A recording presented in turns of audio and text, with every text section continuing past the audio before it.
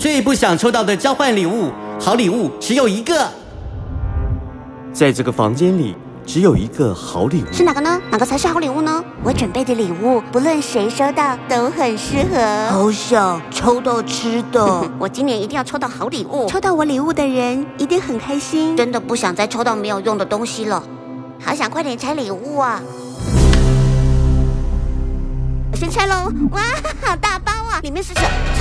这是？啊，是我的礼物，很实用吧？从厕所用的，随身携带的，办公室适用的尺寸都有，无论谁都无法拒绝的实用性，这就是我完美的交换礼物。这根本就是加油站送的卫生纸嘛！还有没包装的是怎样？是拆了又用不完吗？但又不能说是没用的礼物，够萌！哇，好棒哦！看来我今年都不用买卫生纸了。再来换我拆喽！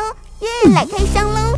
呀，黑马盖！这是资料夹的封条，这种资料夹能夹的纸张不多，所以我就准备了1打封条，这样就不用担心不够了。狗萌，只有封条是要夹什么啦？哇，这个好实用哦！师妹，你之前不是说很缺这个吗？你每次都这么认真整理资料，一定比我更需要这个，都送你吧。